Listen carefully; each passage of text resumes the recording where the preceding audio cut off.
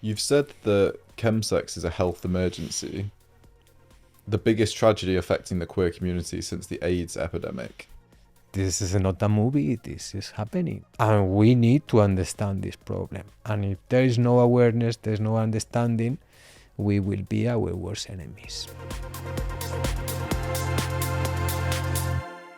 Firstly, thank you so much for joining me. Thank you for your invitation. So I think for a lot of gay men, LGBTQ people, the word chemsex we've heard a lot, but something personally I wonder is what's the difference between chemsex and me just going to a club, taking drugs and then having sex with someone? Sure. The difference is the purpose where you are taking drugs. If you are taking drugs because you want to dance and you want to have fun and you want to meet your friends, it's not the same that if you go. There are many scenarios. I can give you some examples. Let's say that I suffer from premature ejaculation, and my whole life, my sex life has been very embarrassing because every time I meet someone, after 2 minutes, I had finished. But then one day I try something, and I try something that is helping me to hold my ejaculation, and then I think, well, this is amazing. I don't want to go back to how my sex life was. So for me, in that case, could be very easy to think, I love chemsex and I really don't like sober sex. Maybe I go to sauna and someone else can go to a sauna and I put the towel, and I'm very conscious of my body, of my age. And I'm in a corner like this and I'm very scared because I think if I talk to someone, I'm sure I'm going to be rejected and it's going to be horrible and I'm going to die. But then one day I try something and I go to the sauna. I'm the queen of the sauna. I go everywhere. I talk to everyone. If someone rejects me, I don't care because there are lots of people there. I go to the toilet, I look at the mirror and I see a sexy guy. I say, this is what I like. So for me, next time going to a sauna is not going to be an option unless I go high.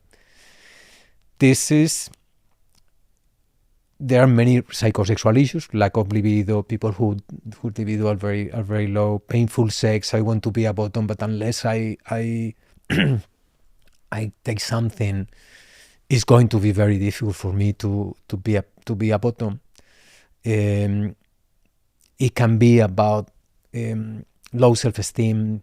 I'm ugly, I'm old, I am bald, my cock is this way. It can be about connection and intimacy. I am very shy. I don't know how to get close to people.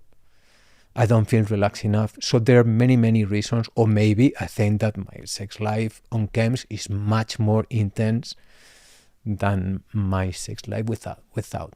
And the difference as well is the reliance on this.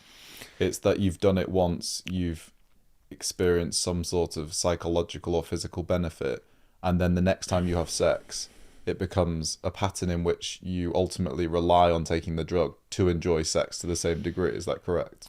Well, I think it's important to clarify that not everyone, if you know someone who is gay and is taking drugs, that doesn't necessarily mean that he's having chemsex. Some people, they go out to a club and they take drugs and it's recreational.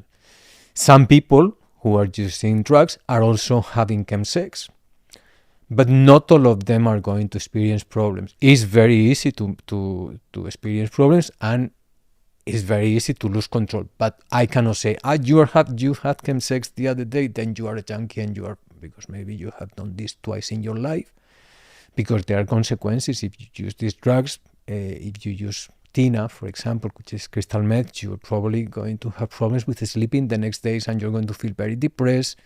And some people, they try once and they say, the price is too high, I don't want to do it again. Or maybe someone says, well, it's enjoyable, but I really love my job and I don't want to take risks. So if I do this, I will do this in summertime when I'm on holidays. And so it's important not to stigmatize, but it's also important to be very aware there is a big risk. And if my friend told me today, I'm going to try chemsex, I would give him all the information because, and I would be very worried because I was thinking there is going to be a high risk here. Maybe you don't like it and maybe you don't do it again.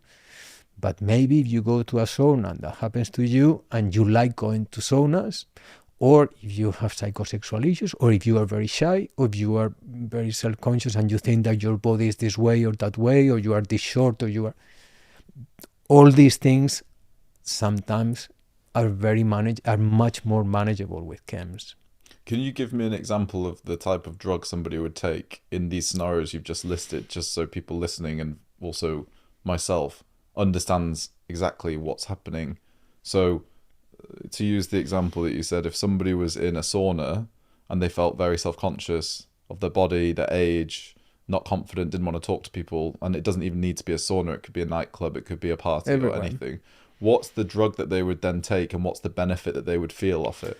Well, there are three most popular drugs in the chemsex scene, but as I said, it could be about cocaine because maybe I don't like the others. But the most popular ones first is tina. Tina is methamphetamine. It's a stimulant. You take it and you feel euphoria. You feel energized. You feel the world is yours. You feel horny. You feel sexy. And you can smoke it through a pipe. You can inject it with a needle intravenously. You can snort it. You can take it through your ass. And this is a very popular one. But this is a very popular one that not if I go to a club, probably I'm not going to find it because maybe in the club they are going to be checking, and I need that. Normally, I need a pipe. And so it's not very it's very popular in the chemsex scene.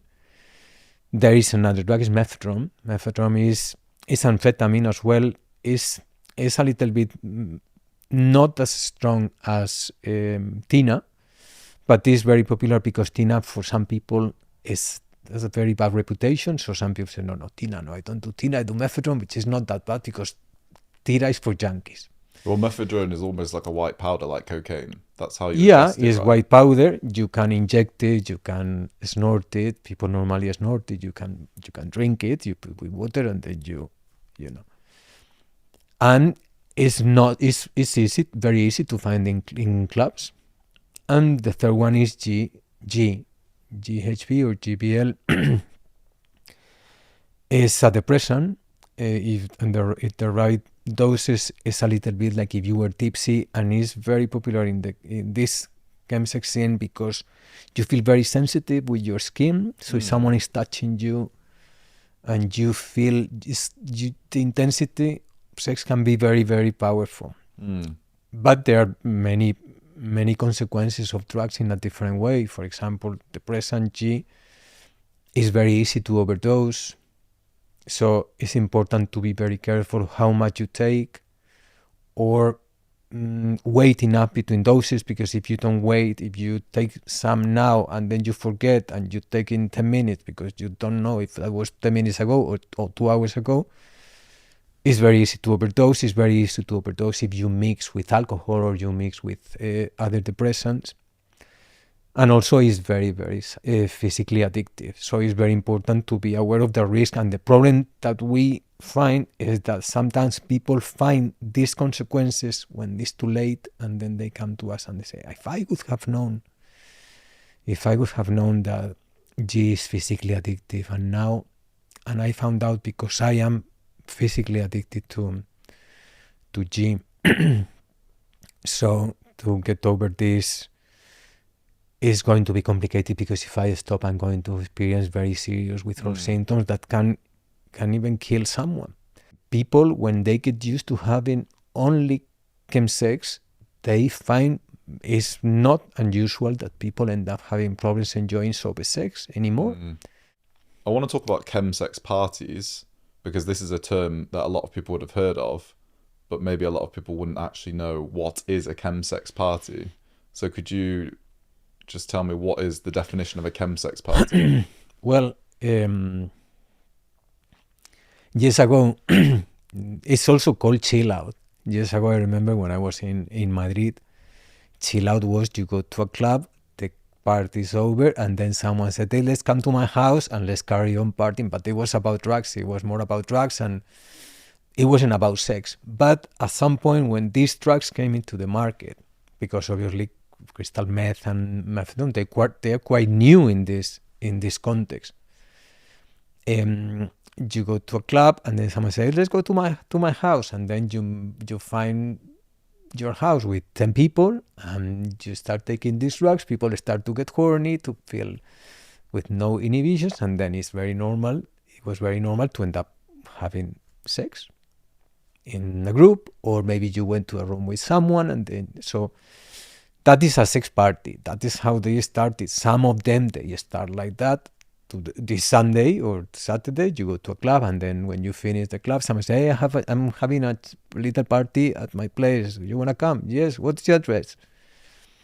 Sometimes you go on Grindr and you see people text you saying, hey, we are in a chilla, why don't you come? Who is there? And then you start to send pictures of the people who are there, and you say, yes, I'm going to go, or no, I only do 1-to-1. You go to these sex parties, and sometimes there is sex happening, and many times there is no sex happening. I remember one of these guys that you mentioned, he only wanted to suck cock. And people were, okay, it's like charity, because, okay, it's his house. But it's like, oh my God, now it's your turn. Now you have to go there. And the guy of the house, he felt that, and he saw people are here because of my drugs and because I offer a house. That is why it's not, chemsex is not, oh, let's have fun and let's have amazing sex with very sexy guys. Chemsex it can be very tragic. I think what would be interesting for people, I imagine most people listening wouldn't have been to a chemsex party. So to have an insight into actually what happens, I'm curious. I just want to know more information. Sure. So one thing I'm curious about is, are there certain chemsex parties where they vet you when you turn up based on your physical appearance? So there's another layer of rejection there.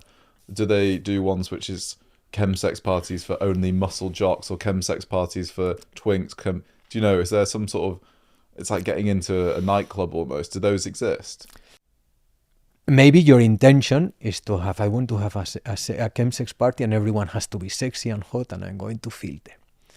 And then the first 2 hours you are doing this, but maybe you cannot find anyone, or maybe you are with someone that you found and you are on Grindr trying to find more people, and then you start to lower your stance. Okay, but you know, come on, invite that one.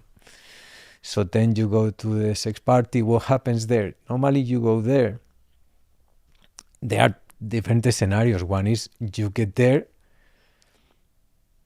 you are sober, and you go to a house where people are not sober, or maybe you are the first one and you start to take drugs with the person of the house.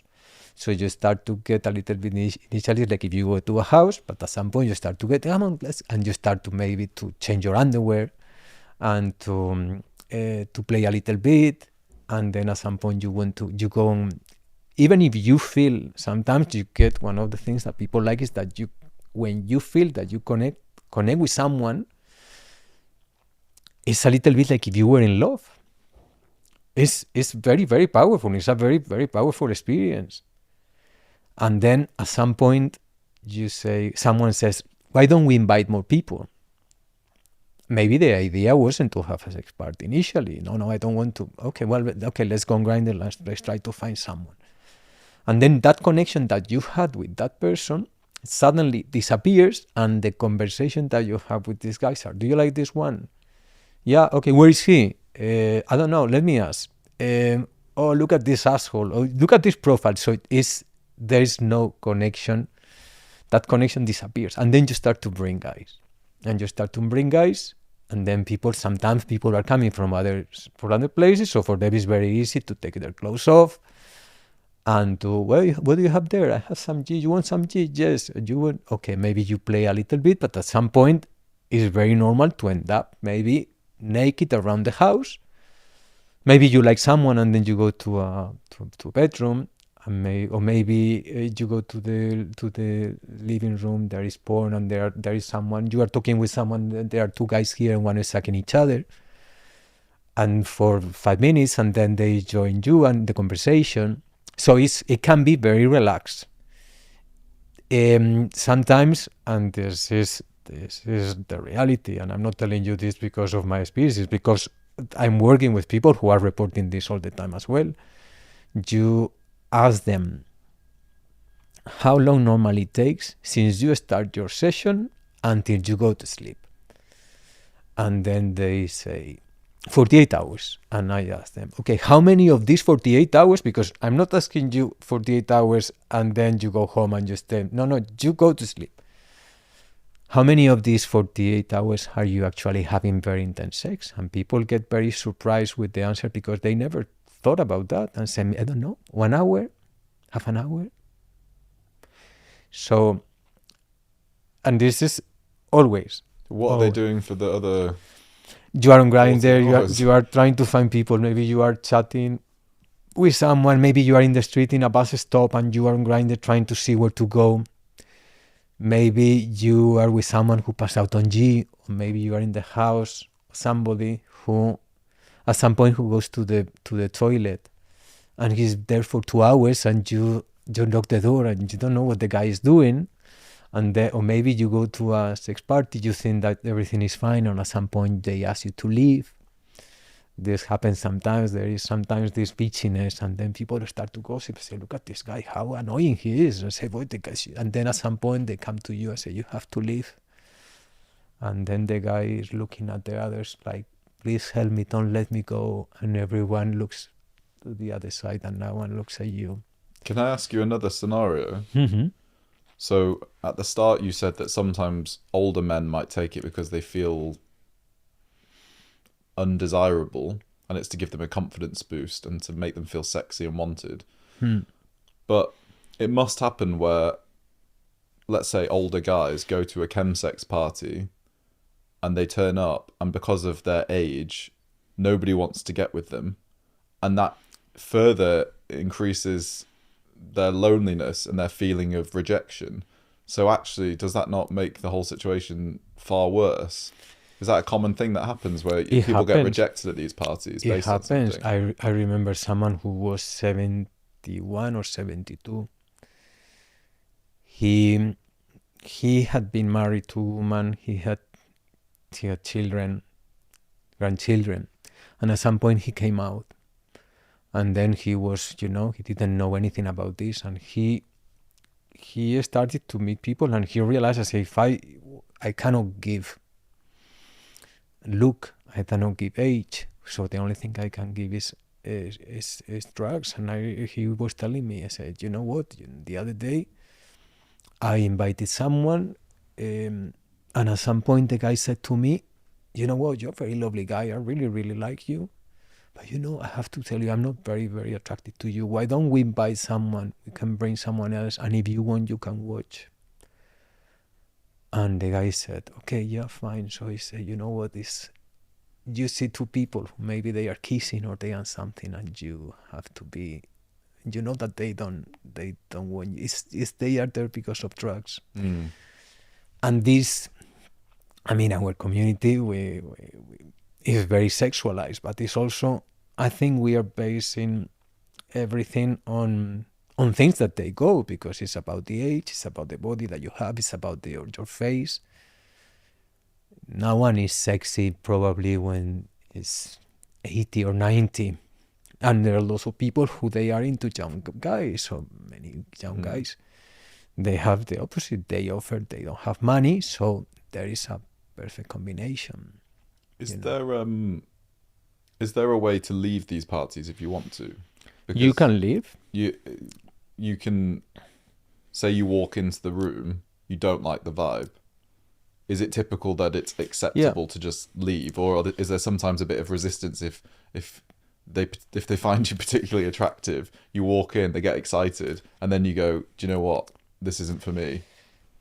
There are many people who they don't leave because they are scared or they are worried or they don't know how to say I'm going to leave but I'm not feeling comfortable. There are people who stay, and there are other people who say, you know what, I'm going to leave, and then sometimes, oh no, but why you have to? Yes, because I'm not feeling very relaxed, or maybe you're having a one-to-one session, and at some point one of them say, you know what, this is not working. But there are people who feel very confident to say that, and there are people who they feel terrified of having this conversation, And they go through with things and perhaps that they don't want to. yeah, and then they report this. One of the things that I don't like about chemsex is that I end up having sex with people who I don't even like and doing things that I don't want to do. Suddenly you see yourself in doing some practices that you think, I don't like doing this, but they don't know how to say no. You know, and this is affecting your self-esteem, the opinion that you have about yourself. You see yourself as a dirty, junky, filthy person who is sleeping with people who he doesn't know how to say no. Self-esteem is very much connected to, and the implications on the way how you can see yourself is very normal to end up thinking, who is going to love me? People knew the things I do. If I'm always hiding things, always with excuses, always with, oh, you know, I sorry for letting you down. We were supposed to meet yesterday for lunch, but I got COVID. Or is say, you know what, I prefer not to see my friends, to make plans with my friends because I'm going to let them down, and you know. So chemsex is very complicated. Chemsex, and I always say this, chemsex is not about irresponsible people who only prioritize sex and drugs over everything else. Chemsex can be a trap, because and always wants to take everything away from us, our mental health, our sexual health, our friends, our finances, our relationships, our jobs. It's never enough for chemsex. If you get there, it's going to take more and more and more until you can lose your life. So if we were to talk about when chemsex goes incredibly wrong, what can happen if you abuse it to a really, I don't know the language, but if it starts to take over your life? Well, as I said to you before, chemsex is greedy, wants to take everything away from you. And when I say everything, starting with from mental health, I mean, how many people are experiencing psychotic episodes? How many people are having hallucinations, hearing voices, paranoid? They cannot leave the house. They feel suicidal. They have huge problems with memory, concentration, anything related to mental health. But if we talk about physical health, sexual abuse, there is sexual abuse are happening all the time. Overdoses, people who are having poor injecting practices. I remember it in the street once. There was one guy coming with a jacket, and it was hot. It was August, and then he took his jacket and he showed me his arms, and his arms were blue. And he said to me, "I don't come for you to tell me that drugs, that Islamid is horrible. I'm coming for you to tell me where else in my body I can inject." Because I was very shocked, because I thought, my God. So you see this, and people who tell you, "I just don't want to live. I just want to carry on until I," or maybe you are high on crystal meth, and you jump from the window because you think you are a superhero and you're going to fly. There is lots of problems with safety. You open your house to people. Maybe I go to someone's place and he starts to ask me, "Where do you work? And who is your boss?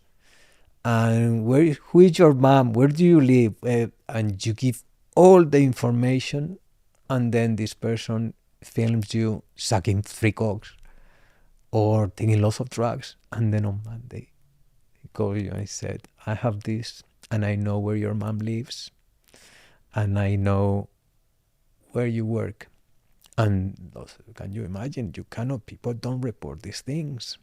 People are being blackmailed and people are not reporting these things. The same that sexual assaults, you are raping, you don't report this part, it's your fault because you shouldn't have been there. I'd never thought about that. I mean, one thing that ran through my mind is that if you go to, say, a party and then you know someone vaguely there, you recognize someone, say someone's maybe even a minor celebrity, you could film this without them knowing, use that as blackmail. And that happens, does it, where people Of get course a it call and they say, happens. I've got a video of you doing this Yeah, and I'm going to put it out and send it to your boss if you don't send me this exactly. or give me this money. And Exactly. my And God. there is loss of impunity because people don't report this to the police for many reasons. First, because how you don't report this because you think, oh my God, I was taking drugs. How I'm going to go to the police to tell them that I was taking drugs? Yeah.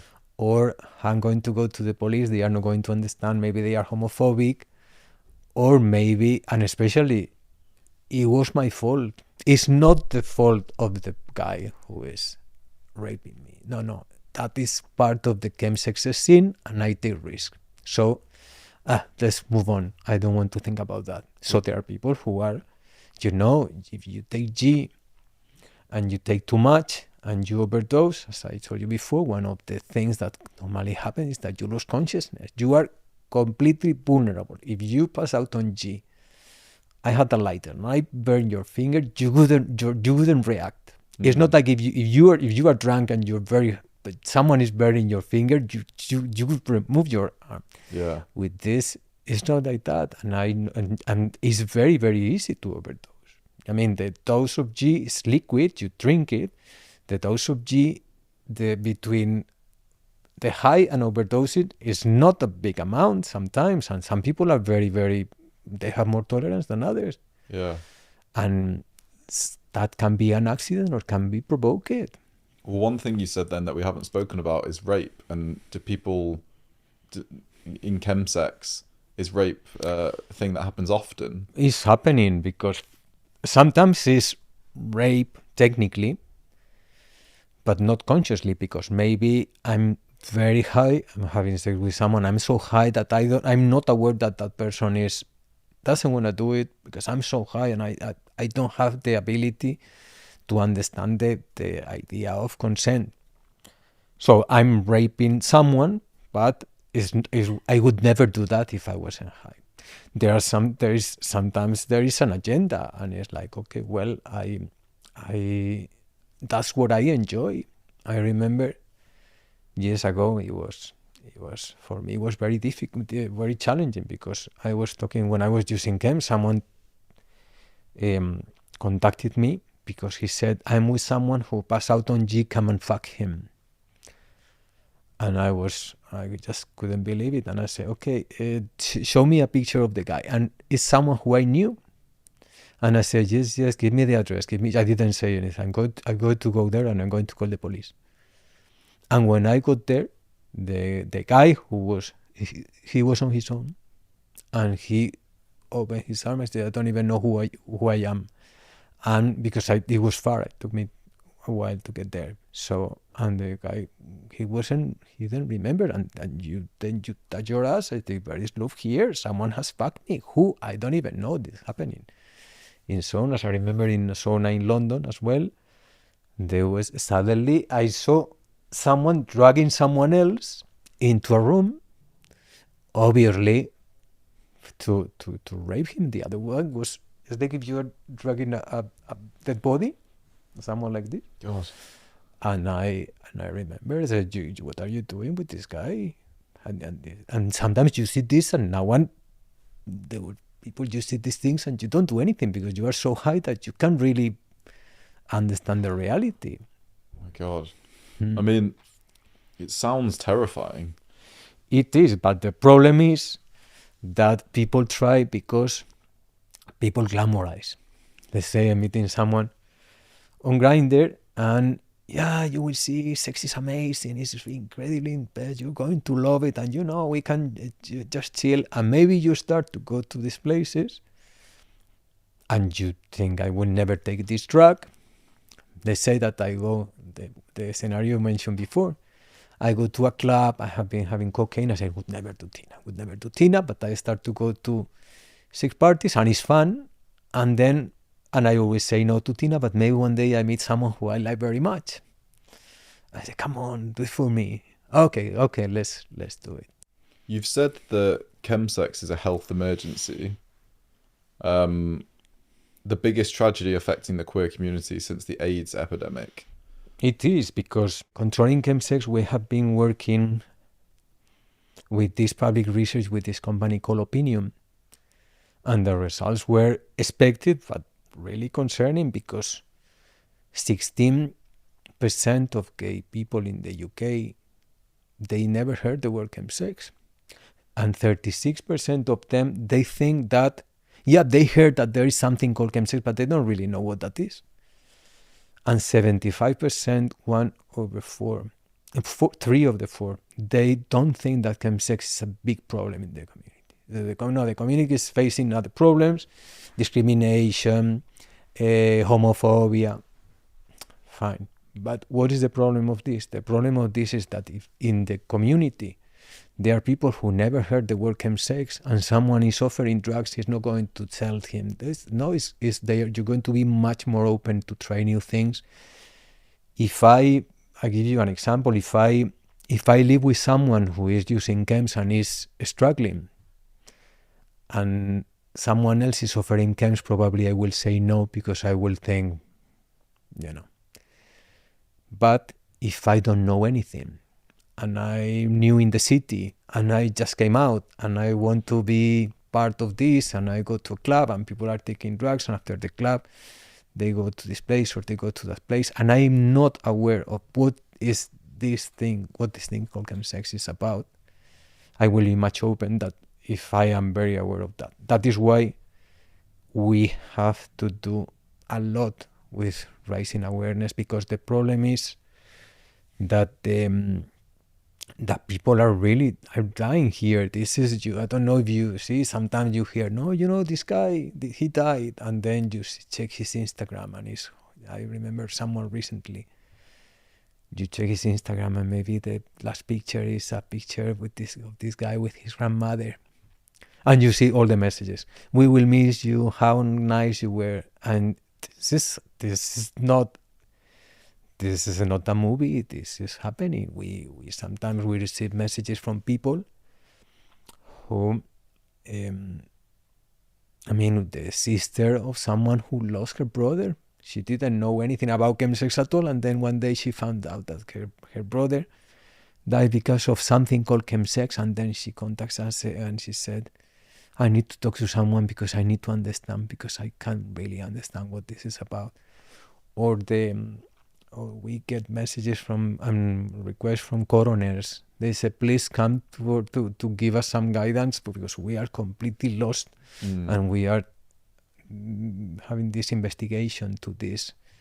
And this is the reality. Why we say that is the biggest tragedy? Because people are not just dying. People are dying. People are losing everything. How is it possible that 75% of the gay community, they think that chemsex is not a problem? If you read the emails that we receive when people contact us, some of them, I have been in front of we work online, I have been in front of the camera talking to someone, hearing the story, and putting my hands like this and crying, literally, because you see the pain, and you see how very, very lovely people, and think, my God, this guy is people who work, he had amazing jobs, and now they are homeless, and they have lost everything, and the community is partying. Fantastic, we have to celebrate, but the problem is that we have to talk about this. Chemsex doesn't discriminate. You will find very, very, very rich people and millionaires, and you will find people who have nothing. Talking about people that die from chemsex, just to be very clear, are they dying from an overdose, or are they dying from suicide due to the come down and the repercussions of being high, or is it a combination of both? I'm just curious, how are people dying from Well, this? people die. Well, you can die. You might die because you want to take your own life.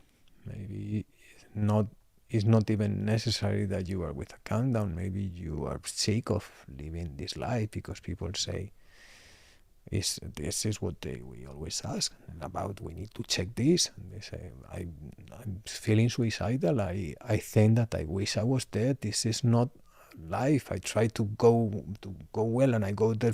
I'm going well for a while, but after and some people they kill themselves. Sometimes it's an overdose, and the overdose is accidental.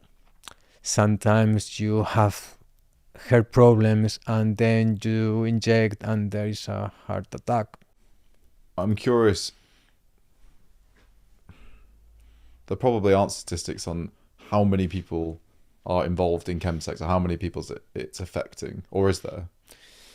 I'm just curious, what's the scale of the problem if you were to look at, let's say, gay men, the gay men of London, how many people are involved in this world? Is that known? Well, it's impossible to know now that, because if someone asks you and you do it, you probably wouldn't say that you are doing this because there is lots of stigma. You don't want people to know. You are paranoid, and then it's going to be. I give you just one piece of data.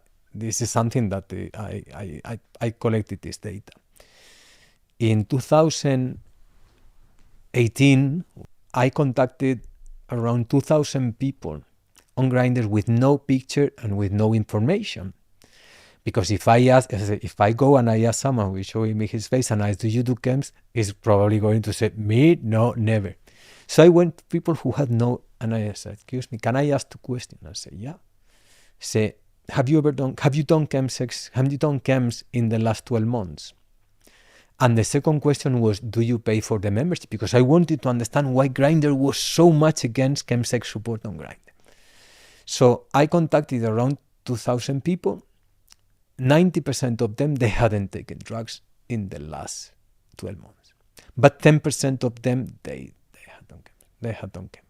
So the second question, obviously, do you pay for the membership? These 90%, only 7 of them, 7 over 90, they pay for the membership. And the other people, they were 10 people, 9 of them, they were paying for the membership. So what I'm trying to say with this is that if I wanted this to be accurate, I couldn't ask anyone who was going to show the face. It's like if you say, how many gay people are in the world? You cannot really tell, because how many married people, they are going to say, no. How many people are in the closet? So you could collect information of those who share that. Yeah. But they are, with chems could be the same. If you go on Grindr and you ask, but even if you go on Grindr as I did, you cannot really say, okay, is this something that we can say that this is the gay community? Not really. It's many people, they are not on Grindr. There are people who they are happily married and they don't fuck around, or maybe there are people who they are for whatever reason. So there is no data about how many people are using chems, and if tomorrow there was any data, I really wouldn't believe it. Does this make sense? Yeah. And I'm thinking people listening that aren't involved in that world, there's raising awareness, because it's almost an invisible issue. Because if you're not at these parties, if you're not taking the drugs, if you're not on the apps, you wouldn't see it. It's not around you if you're not in those environments. So I suppose telling people that this exists, that this is a problem, I'm curious, what do I do with that information? How do we reach out to these people who are affected? What are we trying to do to actually help this issue? This is the big question, because people are not aware. As I said before, maybe you are going to get involved in something without knowing, but also is because you are not going to. Maybe your friend is engaging in chemsex and you don't know, and maybe your friend is someone who you used to meet a lot every weekend 2 years ago. Now it's like, where is your friend Joe? I don't know. I haven't seen him for a long time. And maybe your friend Joe is. We are supporting also partners, friends. They just found out my partner is using chems and we live together and we have been. And he told me that he has been doing chems for 3 years. I had no fucking idea, and I live with this guy. And so, for someone like yourself who is not involved in this, but there are people who are very close to others who are using chems very heavily, and they don't know. They don't know because you don't tell everyone, hey, you know what? I went to this chill out and I injected crystal meth, and they just say, what the hell are you talking about? There is so much judgment, so much stigma. No, don't talk to him. But with HIV, with everything, it's like, no, this guy. People gossip, people talk, people laugh, people don't take this seriously. Oh my God, this guy is so fucked up. Or it's so. Obviously, this can affect everyone, and maybe today is not affecting you, but maybe next year your best friend, or maybe your partner, or maybe someone who you know very much. And in that case, is sometimes people contact us and I say, give me information because I don't know anything. And those are the ones who are contacting us, but the ones who are not contacting us are threatening them. If you don't stop, I'm going to leave you. So it's pressure and pressure and pressure. This is what we say when someone is contacting us, because my boyfriend, my friend, what we say, you have to understand, you have empathy. You have to try to see if you can understand how you can support him. Instead of going and say, if you don't stop, this is interesting, if you don't stop, I will leave you. And I always think, if they knew how to stop, do you think that someone who is losing his job and his relationship and his money and his health, do you think that is stupid? And he needs you to come to say, you're losing your job. He knows he's losing his job. But it's very important to understand, if you know someone, this is a big problem affecting our community, and we need to understand this problem. And if there is no awareness, there's no understanding, we will be our worst enemies. And this is tragic, because you think, oh my God, and I'm not just telling you, as just an example on this. I mean, we are not making probably not even £100 a month in donations.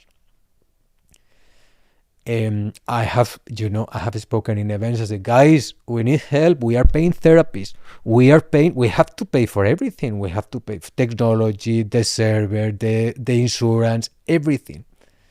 And I was like, oh, it's horrible, what is happening? But I say, okay, it's horrible that it's happening, but please help us, because we are working 24/7.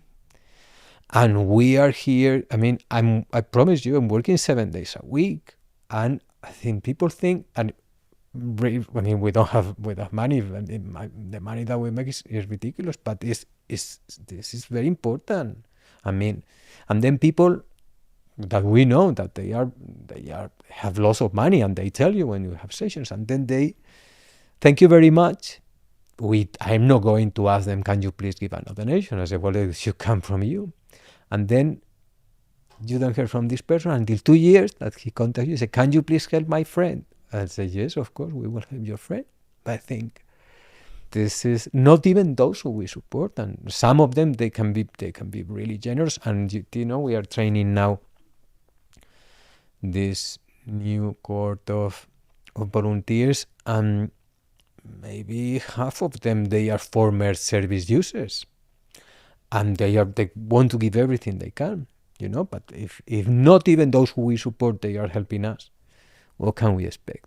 We have to, okay, this is the way it is. I'm not going to blame anyone, but it's something to think about. So if somebody was in a position where they were feeling like it was affecting their work, their relationships, their intimacy, and the life was falling apart essentially. Hmm. Where is the first place they go to address this issue if they feel they can't speak to friends and family because of the shame involved? Okay, well, Controlling Chemsex is a charity. We have long experience supporting people specifically with this problem. We operate online, which means that it doesn't really matter where you are because you won't have to come to an office, and if you don't want to share your real name, you won't have to, because when we have an assessment, we are not going to ask, who is your GP? Are you living with HIV? Since when? I'm not going to ask any of these questions. The only information I will ask you is tell me whatever you think I need to know to understand you. We're going to make everything as easy as possible for you, which means that if you can meet before 5 p.m. or you can only meet weekends, we will do our best to meet with you when you're free. So there is definitely support available. We are the reason why we are now training 20 volunteers, 21, is because I knew from the beginning. I said, these people cannot wait. I cannot have someone calling us today saying, but we have a waiting list and you have to wait 3 months. I always knew. I say, if there are 2 options, one is we are 10 and we will have a long waiting list, or we will be 40 and we will have a short waiting list. So we have to be constantly training people. There is certainly, and these are the messages that I always want to transmit, that there is life after chemsex. Unfortunately, some, they think, I try many times, I fail. Every time I try, I fail. The only people who I'm interacting with are people who are really fucked up and there is no way out. I can tell you there is way out. I'm the living proof. What I think would be good to talk about is the psychology around this. Firstly, why does this affect LGBTQ people, particularly gay men? Why is it that we don't hear chemsex is an issue with the straight community? What is it about chemsex that's appealing to gay men? Well, I think there are many reasons. One of them is that sex is very available. Normally, a straight guy, probably he's going to feel very horny, but he doesn't have probably an app that can allow you to be having sex with a stranger in 10 minutes. We are talking about drugs that are making people feel very confident, and there is lots of self-esteem issues in the gay community, lots of fear of rejection, of stigma, and internal homophobia. So there are these drugs that make you feel attractive and sexy, and this also, normally gay people, of course, there's not everyone like this, but you don't have a wife, you don't have children. Yeah, maybe you have your partner and you have a dog, and maybe you adopted one guy, but normally not everyone is finding very easy to engage in relationships and intimacy.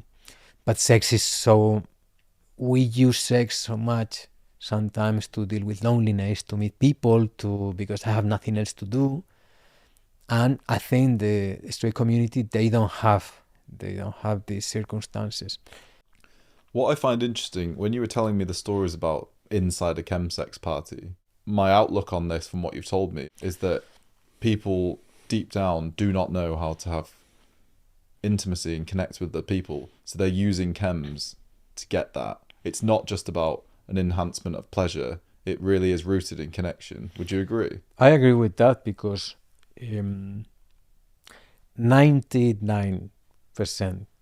of the people who we see, they mention loneliness and connection in one way or another. Sometimes it's the reason why I start using chem, which is I broke up with my boyfriend. I was feeling very lonely. I started going on Grindr. I met this, I met that. One day I tried this, I tried that. And it was I started because I was feeling lonely. I was new in the city. I just came out. I didn't know anyone. Sometimes it's the biggest consequence, which is I don't have any friends anymore because all my friends pushed me away, because I let them down, because they are fed up, because I was asking them money, because I was lying to them. And now this is what I have. And many times it's the biggest obstacle. If I try, every time I try to stop, the only people who I know are people who are using chems, and if I don't see them, I will be lonely, and I can't deal with that. So loneliness is always present in one way or another, and it's interesting because we all know, it doesn't matter if you do drugs, if you don't, we all know what loneliness is, and we all know how challenging that can be in certain moments in our life. And if you try something that is helping you to numb that, and you are struggling particularly with loneliness, you're going to be always more open to the idea of using regularly, because that's your way to deal with loneliness. And when we talk about loneliness, we also talk about intimacy. Of course, it's interesting. Sometimes people think the solution is, if I had a boyfriend. It's funny because those who have a boyfriend, it's not stopping them from using. It's not that I'm in a relationship, I'm safe. No, there are many couples, they are doing chems together, or maybe they do whatever you like, and maybe I'm doing this, but you don't know. But when you are not in a relationship, you think, if I had a relationship.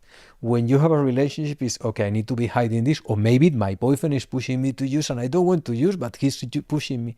Or maybe if I break up with my boyfriend, I'm actually looking for breaking up, because what I want is, I want to be free, so I'm going to create. So it's always about what we don't have.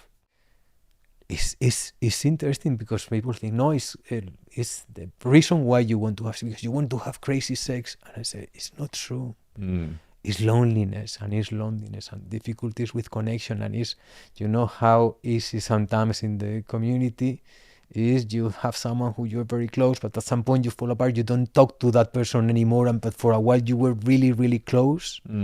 We are sister, and the next year, where is your sister? We don't talk to each other. And these kind of things, they are making the community full of very lonely people. And some of them, they know how to deal with that. Some of them, they never try drugs, and they have to deal with this in their own way. But sometimes people found this on their way, and I say, well, it's a very quick solution. Because some of these drugs envelop you with a feeling of warmth and comfort, don't they? And I think that when that fades, that loneliness comes in, and you want that feeling again, and it's all very artificial, isn't it? And it's horrible. I think that when you have said that this is a problem that's only getting worse, I think that we have to look at loneliness and the digitization of our community as a huge factor in that. It's a huge thing. And even if you go to sometimes you go to sex parties thinking and praying, oh God, please allow me to meet someone nice. And maybe you go and you connect with someone, and you go during the week for dinner, and you think, what did I see this guy? I cannot see anything. But when you were high, and you are sometimes so desperate to connect this way, it's the most challenging story that we hear. Many times they are about how people are dealing with loneliness, and they are talking from their heart, and they said, this is what I feel. What is making you go back to this? And I said, I can't deal with this anymore. I don't want to live like this. I think that I have deep sympathy for the people who are caught up in it, because ultimately I do believe that it comes from loneliness, and it comes from a desire for connection. And I think that's something that we all have on different degrees. Exactly. And you never know in your life what might happen to you, where you might be in terms of aging or relationships falling apart. And it sounds like something that could affect any of us at any time in our darkest moments. So I think it's something that we should really empathize with those involved. And I like that you say that, because is this so much judgment, and people are mean, and people are when we see this, and it's like, fuck, this is not a drug problem, this is not about crazy people, these people are really, really having a really the worst moments in their lives. The other day I went to this event in Vauxhall because they asked me to go and talk. How powerful for me. There was a break, and I think 6 or 7 people, they came to me saying, we were working together 10 years ago. You don't remember? I said, don't know who you are. And they say, I wouldn't be alive here without you. And I think, fuck, this is the most important thing. You know, this is the thing. The thing is that I couldn't go and say, okay, so no one wants to do anything. And I said, what the fuck? If I'm going to die one day and I want to die thinking I did what I could. Yeah. Well, anyway, you're doing amazing things, well, and you know it's always amazing to meet somebody that's had two lives almost, and you're taking what you've learned from the first part of your life that's inspired this part of your life, and you're helping so many people. So that's amazing.